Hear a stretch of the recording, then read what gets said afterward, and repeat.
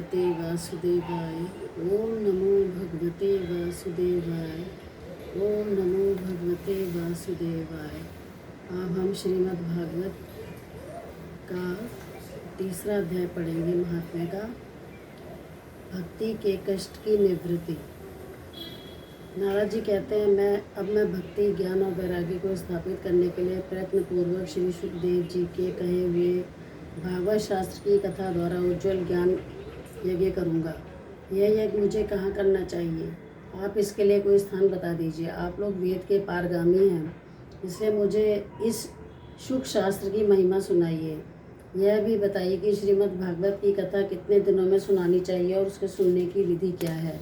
सनकादि बोले, नारद जी आप बड़े विनीत और विवेकी हैं, सुनिए। हम आपको ये बातें बताते हैं। हरिद्वार के पास आनंद नाम का घाट है। वहाँ अनेकों ऋषि रहते हैं तथा देवता और सिद्ध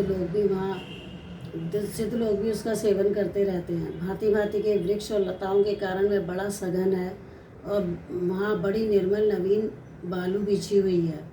वह घाट बड़ा ही सौम्य और एकांत प्रदेश में है। वहाँ हर समय सुनहले कमलों की सुगंध आया करती है।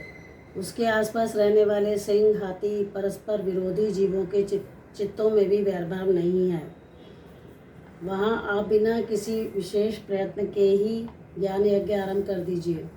उस स्थान पर कथा में अपूर्व रस का उदय होगा। भक्ति भी अपनी आँखों के ही सामने निर्बल और जरा जीर्ण अवस्था में पड़े हुए ज्ञान और वैराग्य को साथ लेकर वहाँ आ जाएगी। क्योंकि जहाँ भी श्रीमद् भागवत की कथा होती है, वहाँ से भक्ति आदि अपने आप पहुँच जाते हैं। वहाँ कानों में कथा के शब्द पढ़ने से ही ये तीनों तरुण हो जाएंगे। सूत जी बोले, इस प्रकार कहकर नारद जी के साथ सनकादि भी श्रीमद् भागवत कथा अमृत का पान करने के लिए वहाँ से तुरंत गंगा तट पर चले आए। जिस समय वे तट पर पहुँचे, भूलोक के, देवलोक और ब्रह्मलोक के सभी जगह इस कथा का हल्ला हो गया। जो भगवत कथा के रसिक विष्णु भक्त थे, वे सभी श्रीमद् भागवत कथा अमृत का पान करने के लिए सबसे आगे दौड़ कर आने लगे। भृगु, वशिष्ठ, च्यवन, गौतम, मेधातिथि, देवल, देवराज, परशुराम, विश्वामित्र, शाकल, मार्कंडेय, दत्तात्रेय, पिप्पलाद, योगेश्वर, व्यास और पराशर, छायाशु, जाजली और जनु आदि सभी प्रधान मुनिगण अपने अपने पुत्र, शिष्य और स्त्रियों समेत बड़े प्रेम से वहाँ आए। इनके सिवा वेद, वेदांत, मंत्र, तंत्र, 17 पुराण और 6 शास्त्र भी मूर्तिमान होकर वहाँ उपस्थित हुए। गंगा आदि नदियाँ, पुष्कर आदि सरोवर, कुरुक्षेत्र आदि समस्त क्षेत्र, सारी दिशाएं, दंडक आदि वन, हिमालय आदि पर्वत तथा देव, गंधर्व और दानव आदि सभी कथा सुनने चले आए। जो लोग अपने गौरव के कारण नहीं आए, महर्षि भृगु उन्हें समझा बुझाकर ले आए। तब कथा सुनाने के लिए दीक्षित होकर श्री कृष्ण पारायण सनकादि नारद जी के दिए हुए श्रेष्ठ आसन पर विराजमान हुए। उस समय सभी श्रोताओं ने उनकी वंदना की।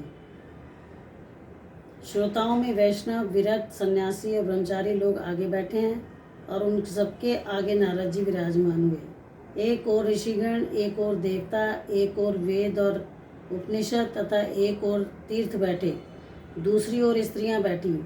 उस समय सब और जय जयकार, नमस्कार और शंखों का शब्द होने लगा और अबीर, गुलाल, खील एवं फूलों की वर्षा होने लगी। कोई देव श्रेष्ठ तो विमानों पर चढ़कर वहाँ बैठे हुए सब लोगों पर कल्प वृक्ष के पुष्पों की वर्षा करने लगे। सूत जी कहते हैं, इस प्रकार पूजा समाप्त होने पर जब सब लोग एकाग्रचित हो गए, तो तब सनकादिक ऋषि महात्मा नारद को श्रीमद् भागवत का महात्म्य स्पष्ट करके सुनाने लगे। सनकादि ने कहा,